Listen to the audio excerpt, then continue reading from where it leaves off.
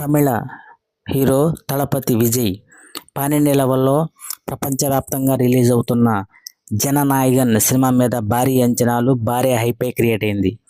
ఈ సినిమా ఇప్పుడు జనవరి 9న ప్రపంచవ్యాప్తంగా రిలీజ్ అవ్వడానికి రెడీ అయిపోయింది. ఇంతవరకు ప్రేక్షకులకు తీరని లోటుగా మిగిలిన ట్రైలర్ ఇప్పుడు రీసెంట్గా వచ్చి భారీ అంచనాలే క్రియేట్ చేసిందని చెప్పాలి. ఎందుకంటే ఈ సినిమాలో భారీ డైలాగులు, భారీ ఎలివేషన్లు, మంచి ఎంటర్టైన్మెంట్ ప్యాక్తో యాక్షన్ ఎలివేషన్తో నింపేశారని చెప్పాలి. ఈ సినిమా ఒరిజినల్ నేటివిటీ తెలుగులో నందమూరి బాలకృష్ణ నటించిన భగత్ కేసరికి రీమేక్గా తమిళ నేటివిటీ తగ్గట్టుగా మార్చుకున్నట్టు సమాచారం.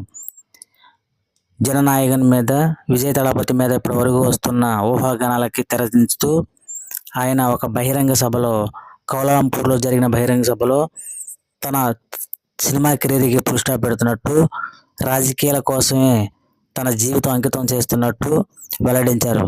33 సంవత్సరాలుగా ప్రేక్షకులు తనను ఆదరిస్తున్నందుకు ఒక విధంగా భావోద్వేగానికి లోనయ్యారు. ఎందుకంటే ఒక చిన్న హౌస్ కట్టుకుని సెటిల్ అవ్వాలని ఆశతో వచ్చిన ఆయనకి ప్రపంచం తనదే అన్నట్టుగా తమ హృదయాల్లో పెట్టుకుని చూపించారని, మీకు ఎంతో రుణపడి ఉంటారని చెప్పి నిరూపించారు. అయితే ఈ సినిమా ప్రపంచవ్యాప్తంగా జనవరి 9 రిలీజ్ కాబోతుంది. ఇప్పుడు వచ్చిన ట్రైలర్ కూడా మంచి హైప్ క్రియేట్ అవడంతో ఈ సినిమా 300 కోట్ల రూపాయలతో నిర్మించారు. థియేటర్ల బిజినెస్ 550 కోట్లు. ఆల్మోస్ట్ ఈ సినిమా లాభాలకు రావాలంటే 1000 కోట్ల మార్క్ టచ్ చేయాల్సిన అవసరం ఎంతైనా ఉంది. అయితే ఈ సినిమా ఇప్పటి వరకు కోలీవుడ్లో, తమిళలో ఎన్నో భారీ బడ్జెట్ సినిమాలు వచ్చినా ఇంతవరకు తమిళ ఇండస్ట్రీ నుంచి 1000 కోట్ల మార్క్ టచ్ చేసిన సినిమా కూడా లేకపోవడం ఒక వింత ఆశ్చర్యం కలిగించే విషయమే. కేరళ, కర్ణాటక, బాలీవుడ్, టాలీవుడ్, తెలుగు, హిందీ భాషల నుంచి ఆల్మోస్ట్ 1000 కోట్ల మార్క్ టచ్ చేసిన సినిమాలు ఉన్నాయి.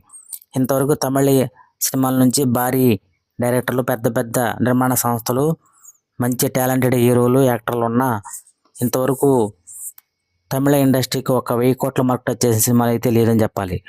మరి ఇప్పుడు రాబోతున్న జననాయగన్ మీద భారీ అంచనాలు, భారీ హైపు, అలాగే ఆఖరి చిత్రం అవడంతో విజయ్ది ఇది 1000 కోట్ల మార్క్ టచ్ చేస్తుందా? 1000 కోట్ల బిజినెస్ చేస్తే తప్ప ఈ సినిమా లాభాల్లోకి వచ్చే అవకాశం లేదు.